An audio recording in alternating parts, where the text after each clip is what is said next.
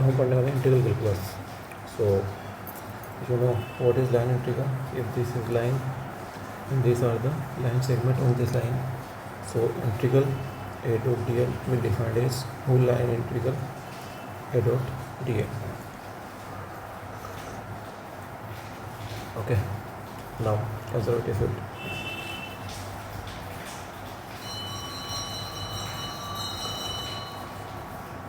So line integral of the conservative fields doesn't depend on the path chosen, whether it depends on the endpoints. If it is happening, then it is conservative field. If line integral depends on the path, then it is non-conservative field. The line integral of a closed loop circulation is 0 for conservative. ठीक है, जिनके लिए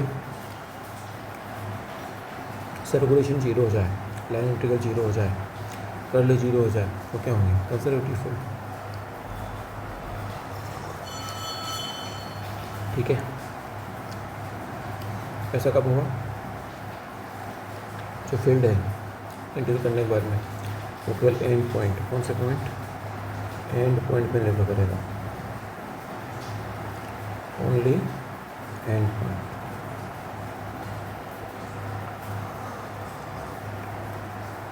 closed करो तो इंक्रेस्ड area और close surface हो तो volume निकलेगा इंटीग्रल से. अब एक और डाइवर्जेंस थ्योरम होती है कि सदिश क्षेत्र का वन पश्चिमी समाकल का मान सदिश क्षेत्र के डाइवर्जेंस के आयतन समाकलन के बराबर होता है. The surface integral around a close surface of a given vector is equal to the volume integral of the divergence of the same vector around the same close surface.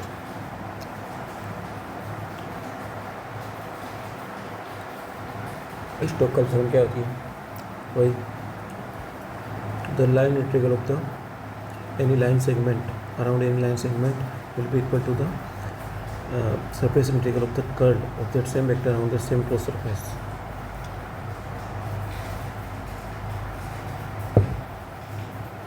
यही है भाई, सिंपल है. तो अब एक दो क्वेश्चन देख लो. The angle between I cap plus J cap plus A dot B equal to A B cos theta pi by 3 आ जाएगा. बहुत सिंपल है, ये अपन पढ़ लिया. 3 वेक्टर है, ठीक है, 3 डायमेंशनल स्पेस में 3 वेक्टर है. और इसका मतलब क्या निकलेगा? अगर ये दोनों 0 मतलब वॉल्यूम 0 है तो क्या है? वो कहना है. और क्या है? वॉल्यूम ऑफ पेलो fluid A dot B cross सी.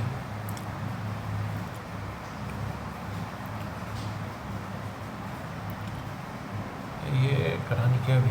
अच्छा 0 आ गया. हाँ कर लिया, देखो 0 आ गया.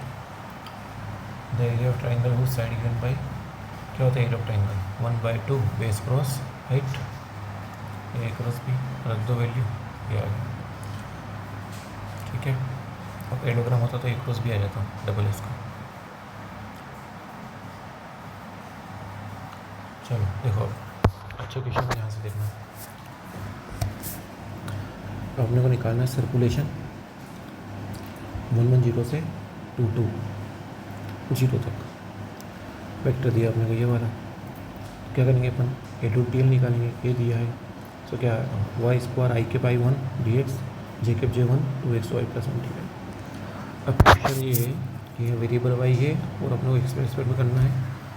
और यहाँ पे क्या है? वेरिएबल सॉरी वाई के स्क्वायर में करना है, लेकिन वेरिएबल में एक्स भी आ रहा है. तो इसके लिए क्या करेंगे? इसके लिए इसका पाथ बनाएंगे. देखो ये 110 हो गया और ये हो गया 220. अब 2 तरीके हैं अपने पास, एक पाथ 1 है और एक पाथ 2 है. समझ में आ रही बात? सो पहले क्या करो? पाथ 2 के अकॉर्डिंग करना है. कंजर्वेटिव फील्ड होगा तो पाथ के इंडिपेंडेंट होगा, केवल किसके डिपेंडेंट होगा? पॉइंट के. देखो पाथ ले लिया अपना 2, मतलब 110 से 210 और फिर 220 तक जा रहे हैं अपन. तो क्या करो? इसकी इक्वेशन बनाओ. कौन सी लाइन बनेगी? 110 2 0. सो y माइनस y1 ये वाला फॉर्मूला है. और y minus y1 equal to y2 minus y1 divided by x2 minus x1 x minus x1 रख दो वैल्यू, तो अपने पास वैल्यू लाइन आ गई y equal to s, means इस पाथ के अकॉर्डिंग जा रहे हैं, तो अपन क्या रखेंगे y इक्वल टू एक्स रख दो। इस वाले में y बराबर x रख दिया, ठीक है। यहाँ पे क्या जाएगा, हाँ अब देखो यहाँ पे क्या है dy है, और यहाँ पे क्या था x बराबर y से यहाँ क्या रख दिया y है ना। अब सेम वेरिएबल हो गई, यहाँ dx यहाँ x यहाँ dy और सारे y। सोल्व कर लो, वैल्यू क्या होगी, x की वैल्यू कहाँ से कहाँ तक चेंज हो रही है 1 से 2, y की 1 से 2, ये 1 से 2 1 से 2।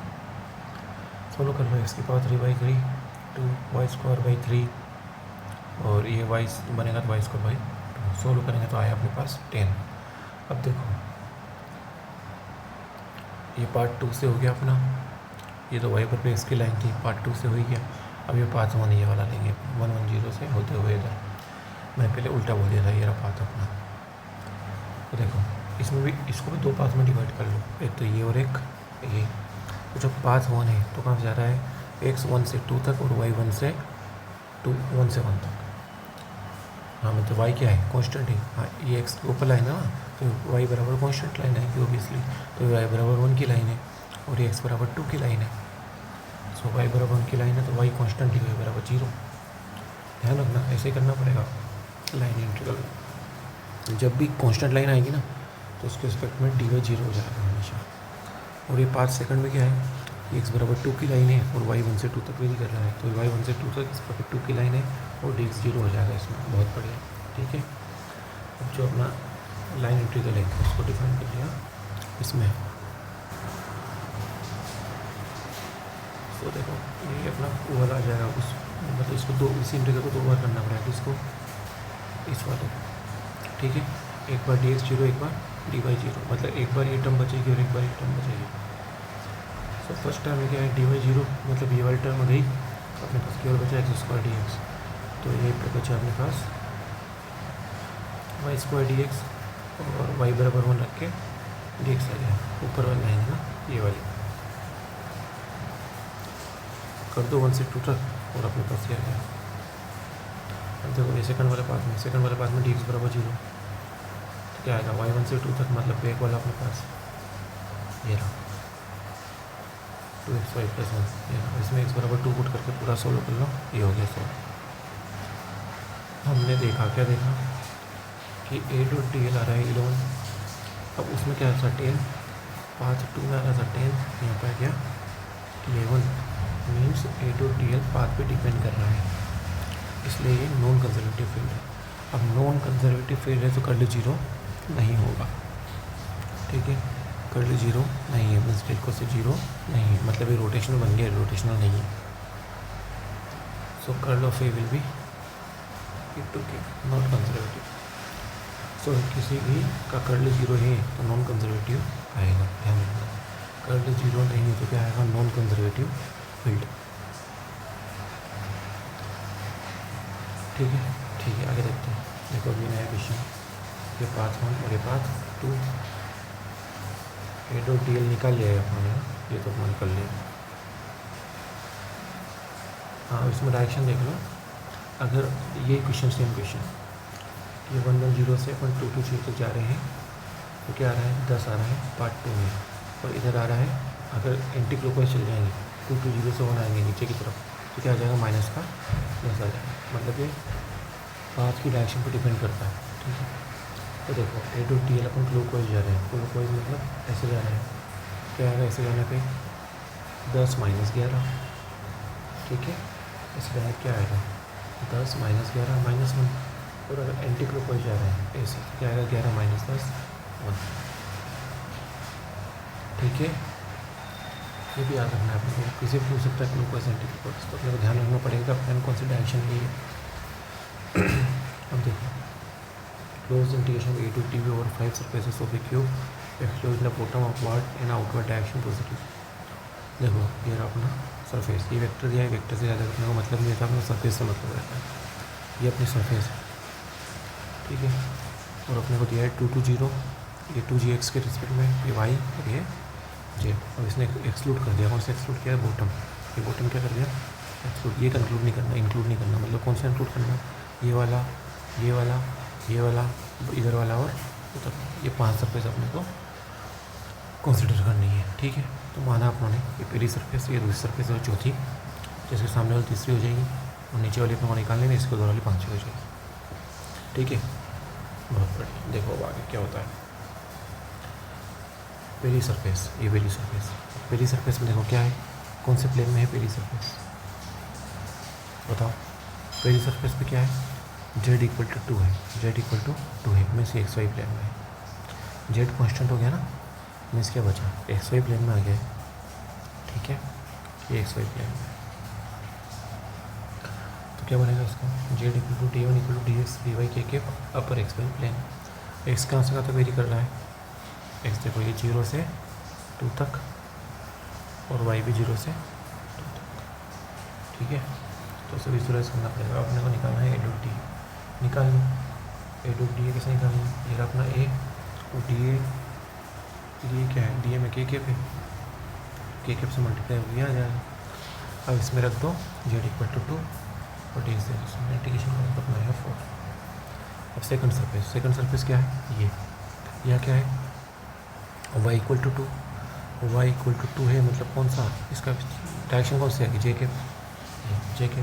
और क्या बचेगा, प्लेन कौन सा आएगा, डी एक्स और डी जेड, डी एक्स और डी जेड। और एक्स कहाँ से कहाँ तक वेरी कर रहा है, 0 से 2, वाई भी 0 से 2, सब में यही सेम है।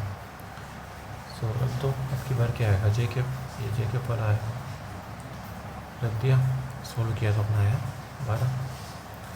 ए फोर मतलब भार वाला, भार पे क्या है, ये एक्स इक्वल टू 2 प्लेन, मतलब एक्स इक्वल टू 2 मतलब आई कैप, मतलब यहाँ पे आएगा आई कैप पर ए, आई कैप के साथ आ गया प्लेन, तो कौन सा बनेगा, प्लेन कौन सा आएगा, ये वाई और जेड प्लेन बनेगा। वाई और जेड कहाँ से, 0 से 2 तक वेरी करेंगे, रख दो, सॉल्यूशन आएगा 16। अब देखो ये डी ए 4 16 आया, तो डी ए 5 इसके पीछे वाला -16, ये क्या आया, अपन क्या आया था अपने 4, तो नीचे वाला तो अपने को निकालना नहीं। इधर क्या आया 2 वाला, अपना 12 आया, 12 ये वाला -12, ठीक है। बस 1 वाला कैंसिल नहीं होगा, बाकी सारे कैंसिल हो जाएंगे, ठीक है। अब देखो नया क्वेश्चन, ये अपने को इलेक्ट्रिक फील्ड दिया और अपने फ्लक्स निकालनी है, क्या निकालनी है, फ्लक्स निकालनी है। कैसे निकालेंगे, phi equal to close integration p dot d s, अपने को पता है ये होता है। सो प्लेन भी दे दिया अपने को ये वाला, ये इसकी डायरेक्शन हो जाएगी इनके। अब ये देखो यहाँ पे क्या है, कौन सा प्लेन है ये अपना y इक्वल टू 1 का प्लेन, मतलब डायरेक्शन हो गई अपनी जे के, डायरेक्शन की जे के, प्लेन हो गया d s d z, x 07 y भी 07, जे के कौन सा है, ये रख दो। इसमें क्या रखना है, y इक्वल टू 1 रख दो, ये y इक्वल टू 1 प्लेन है, इसलिए सोल्व करके निकाल लो, आंसर आ गया। बहुत इजी है अभी के लिए, आगे थोड़ा सा आएंगे क्वेश्चन, उसको भी अपन कर लेंगे, इसको भी बनाने वाली बात नहीं है। अब देखो वॉल्यूम इंटीग्रल, देखो वॉल्यूम इंटीग्रल क्या है, ये पार्ट थीटा फाई है अपने पास, क्या है part theta phi, r square cos theta है। अब होता है वॉल्यूम क्या होता है, r square sine theta D R theta D phi होता है। आर की वैल्यू देखो यहाँ पे क्या दी है, 0 से 2, थीटा की π/3 तक और फाई की 2, R square cos theta, D की value R square sine theta D R theta D phi, volume integral निकालना है अपने, सोल्व कर लो क्या आएगा, फाई तो 2 पाई सीधा बाहर निकाल लो, फाई में 2 पाई सीधा बाहर आ जाएगा, कोस थीटा का माइनस साइन थीटा हो जाएगा, या सॉरी प्लस साइन थीटा, और साइन थीटा कहाँ से कहाँ तक है, 2 से π/3 तक, तो साइन π/3 की वैल्यू कितनी हो जाएगी, साइन 60√3/2, ठीक है। नहीं करो तो अभी रुक जाओ, देखते हैं। अच्छा कोस साइन थीटा दोनों साथ में है यहाँ पे, चलो इसको बाद में करेंगे। देखो 2 पाई ले लिया, फाई का, ये कहाँ का है, फाई का, तो आर का क्या हुआ, आर की पावर आर स्क्वायर की पावर 4, तो आर की पावर 5/5 और 0 से 2 में इसका कर दो, तो क्या आ जाएगा 32/5, और ये 2 पाई वाला यहाँ पे आ गया साइन थीटा कोस थीटा, तो इसको देखो 2 से ऊपर मल्टीप्लाई करके 2 से नीचे मल्टीप्लाई करके, ठीक है, यहाँ बाई/2 है, ये हो गया साइन 2 थीटा, साइन 2 थीटा क्या हो जाएगा, कोस थीटा/2 और माइनस भी आएगा इंटीग्रेशन, इसलिए 0 से π/3, तो ये कितना हो जाएगा, कोस 120, कोस 120 कितना होता है, -1/2, ये माइनस बाहर ले लिया हमने, और कोस 0 की वैल्यू -1, ठीक है, और ये 1/2 चल रहा है अपना, सोल्व कर लो, आएगा अपने पास 24π/। अब देखो, अगर फाई अपना कोई स्केलर फंक्शन है और लाप्लास इक्वेशन को भी सेटिस्फाई कर रहा है, ध्यान रखना है। फाई क्या है? Scalar function. कौन सा फंक्शन है भाई? फाई स्केलर फंक्शन है और लाप्लास इक्वेशन को सेटिस्फाई कर रहा है। तो क्या हम इसको ऐसे लिख सकते हैं, del टू del फाई बराबर 0। मीन्स क्या हो रहा है? Gradient, divergence of gradient equal to 0। अब divergence of gradient equal to 0 means क्या हो रहा है? ये ग्रेड जो है ये क्या होगी? सोलेनॉइड होगी। क्या होगी? सोलेनॉइड होगी। ग्रेडियंट सोलेनॉइडल तो है, क्या होगी? सोलेनॉइडल ग्रेडियंट होगी। और ग्रेडियंट ऑफ कर्ल क्या होता है? Curl of gradient equal to 0 होता है। मतलब ग्रेडियंट तो हमेशा इरोटेशनल तो होती है। क्या होती है? अगर कर्ल 0 आ रहा है तो क्या आ रहा है? इरोटेशनल।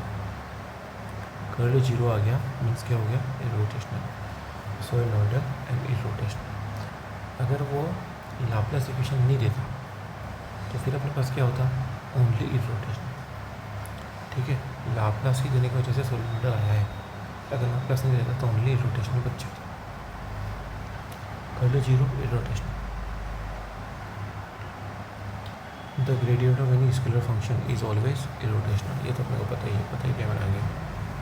ठीक है, चलो अब कर्वी लीनियर कोऑर्डिनेट सिस्टम पढ़ना है अपने को। सिंपल XYZ, ये P कोई बिंदु है XYZ और r थीटा फाई में। ठीक है, तो P क्या बनेगा? x ये R और ये R इक्वल टू ये बनेगा XYZ minus infinity plus point very कर रहे हैं। r थीटा फाई 0 से इन्फिनिट, थीटा 0 से पाई और फाई 0 से 2π। अब देखो, हमेशा एंगल मानना है 2D में एंटी क्लॉकवाइज डायरेक्शन में। तो ये हो गया थीटा, ये हो गया r। थीटा क्या होता है? एंगल मेड बाय r, किससे? r से, positive Z axis in anti clockwise direction. बहुत इंपॉर्टेंट है। Theta made by r with positive Z axis in anti clockwise direction.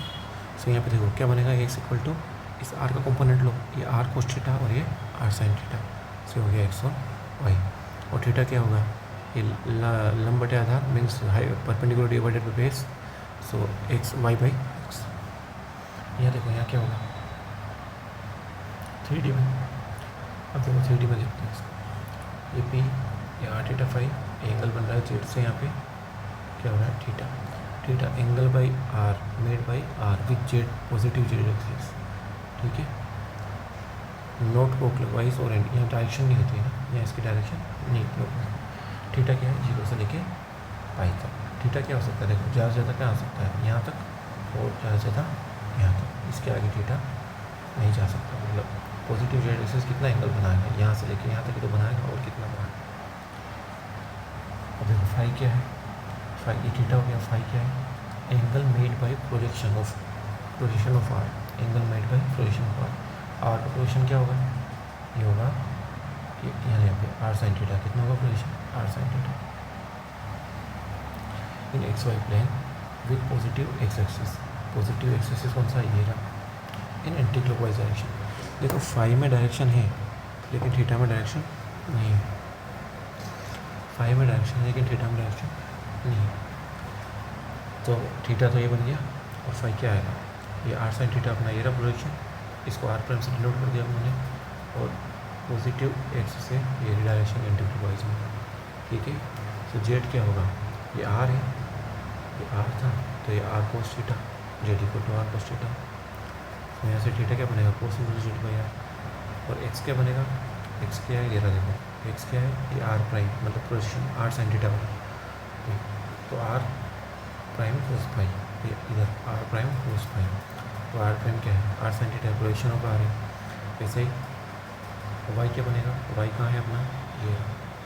तो देखो, इसको दो तरीके से लिख लो। या तो ये कोस थीटा था तो ये आर साइन फाई हो जाएगा, आर प्राइम साइन फाई हो जाएगा। या 90 माइनस फाई निकाल के इसको कोस में कर सकते हैं ना, इजी है। तो बहुत सबको आता है। चलो आगे बढ़ते हैं। आता हुआ है relation in unit vectors. R equal to X I के प्लस वाई जी के प्लस जेड के। सो मॉडुलस ऑफ आर और आर के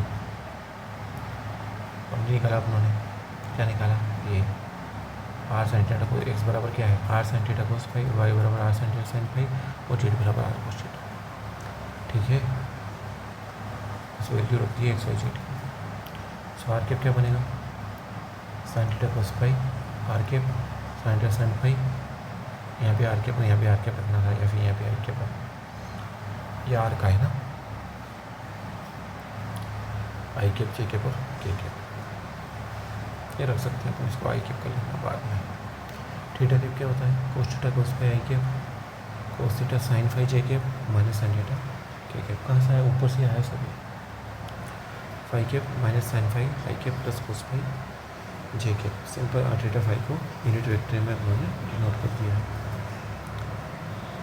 चलो आगे बढ़ते हैं। Infinite symbol displacement area volume, displacement area और वॉल्यूम अपने को कैलकुलेट करना है। सो डी एल क्या हो जाएगा, d r r cap r theta d theta theta cap r sine theta phi phi cap. अब देखो आर डी थीटा आया कहाँ से, थीटा क्या था अपना, ये रहा जेड से आर का एंगल थीटा है अपना। सो उन्होंने मान लिया कि आर को थोड़ा सा बढ़ाया आगे, सो थीटा भी थोड़ा सा बनेगा, मान लिया डी थीटा बढ़ा, कितना बड़ा, डी थीटा। तो ये क्या हो जाएगा, इसका चाप हो जाएगा, आर्क हो जाएगा। और क्या होता है, आर्क क्या होता है, कोण बराबर चाप बटे त्रिज्या, एंगल बराबर r by radius. So angle divided by arc, arc by radius कितनी है, आर, तो आर्क क्या निकल जाएगा, ये वाला डिस्प्लेसमेंट कितना निकलेगा, आर डी थीटा, या are D theta, displacement in the direction of theta. ठीक है, बहुत बढ़िया। ऐसे ये क्या बनेगा, देखो ये वाला आर्क, यहाँ पे कितना था आर प्राइम, मतलब आर साइन फाई, तो ये फाई था, इसको थोड़ा सा बढ़ा, डी फाई बढ़ा, वही कोण बराबर चाप बटे त्रिज्या, सॉरी एंगल बराबर आर्क बाई रेडियस। तो r equal to radius multiplies by radius multiplies by change in, मतलब जो स्मार्ट सिंबल अपन चेंज ले रहे हैं वो डी फाई एंगल वाला वो। सो आर सेंटर डी फाई क्या आ जाएगा, ये आ जाएगा। अब यहाँ पे सेम है, I dot J, J dot के और के डॉट आई जीरो होता है, तो यहाँ भी जीरो होंगे, बाकी सेम से 1 हो जाएंगे। अभी डी ए आर या r sine square theta pi r sine theta, ये यहाँ से आ रहे हैं ना, यहाँ रखना है।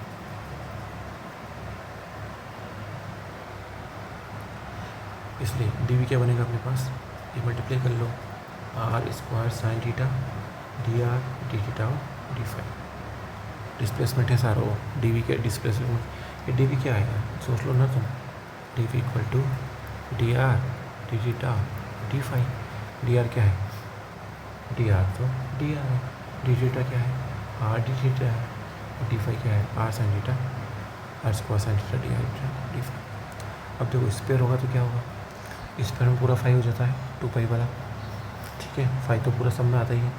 कोस थीटा कहाँ से कहाँ तक वेरी करेगा, स्पेयर होगा तो वॉल्यूम है ना, वॉल्यूम है तो 0 से लेके पाई तक, वॉल्यूम है तो 0 से लेके पाई तक, और आर 0 से आर तक, 4/3 पाई आर क्यूब। एरिया कैसा निकालेंगे, एरिया कैसे निकालेंगे, बस 2 ही चीज़ आएगी, r square sine theta d theta और डी फाई। ठीक है,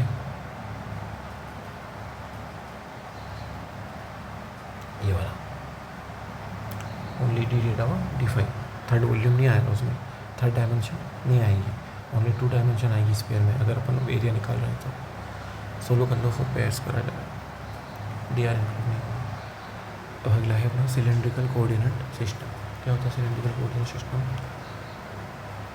रो फाई और जेड या आर थीटा और जेड, ठीक है। एस मान लिया अपना रेडियस ऑफ सिलेंडर है, यहाँ से लेके यहाँ तक ये पॉइंट है, एस प्राइम आ जाएगा नीचे जैसे अभी पोजीशन लेंगे सेम, और यहाँ पे आ जाएगा एस क्या है, radius perpendicular distance from the z axis. तो रेडियस क्या होगी, जेड एक्सिस से perpendicular distance from the point on the surface, ठीक है।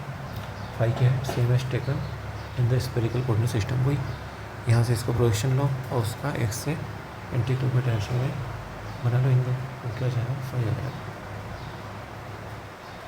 ठीक है। ये थीटा और ये फाई, वो z r cos theta same. अब यहाँ पे एक्स क्या बनेगा, ये रहा x, s prime cos phi, s prime cos phi y. अच्छा ये तो एक्स वाई जेड है, यहाँ पे ये निकलेगा अलग से, x equal to s cos theta, ये रहा x equal to s cos theta, y equal to s sine theta और जेड इक्वल टू जेड, ठीक है। क्योंकि यहाँ थर्ड वाला है नहीं, रो फाई जेड है सिलेंड्रिकल में, ठीक है। और आई कैप इसको इन सबको याद ही करना पड़ेगा, ये भी और ये अपना 2D में जो था अपना वही है, ये 2D। R equal to 100x² plus y²। इसमें आर को अपनों ने इससे रिप्रेजेंट कर दिया 5tan−1 Z equal to Z. बस ये याद रखना है। यहाँ पे डी भी क्या होता है, ओनली त्रिज्या R, D are, D phi और D Z.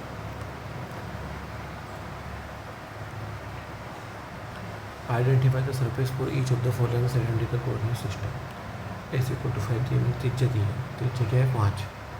So S radius of the cylinder that is perpendicular distance from Z axis. तो ये मान लिया अपने 5, ये perpendicular distance from Z axis, ठीक है। सो क्या निकलेगा, x² प्लस y² निकलेगी, तो अपने को पता ही है। So x² plus y equal to 5, so x² plus y equal to 25। ये क्या आ गई, इक्वेशन ऑफ सिलेंडर। ध्यान रखना वैसे x² plus y equal to 25 आया तो इक्वेशन ऑफ सिलेंडर है। वो क्यों नहीं है सर्कल, क्योंकि यहाँ पहले से दे दिया, क्या दिया, सिलेंड्रिकल कोऑर्डिनेट सिस्टम, ठीक है। अभी x² plus z² equal to 100 दिया, means x² plus y² plus z² equal to 100। यहाँ पे जेड भी आ गया, तो स्पेयर आ गया, क्या आ गया, स्पेयर ऑफ रेडियस 10। तो जेड का इंक्लूड होता है सिलेंड्रिकल में, तो क्या आता है 10 आता है, मतलब सॉरी स्पेयर आता है। वो जेड इक्वल टू एस दे दिया, ये दिया, ये वाला आया। और जब भी ऐसा आया मीन्स यहाँ पे अगर जेड माइनस में आके इधर आ जाए तो कौन की इक्वेशन बनेगी, ध्यान रखना है। पूछेगा वो 4 ऑप्शन दे देगी। अगर सिंपल एस इक्वल टू 5 देता है, रेडियस देता है, तो अपना इक्वेशन सिलेंडर है, ठीक है। और इधर प्लस में जेड आ रहा है, क्या आ रहा है, प्लस में जेड, तो स्पेयर है। माइनस में जेड है तो कौन है, ठीक है।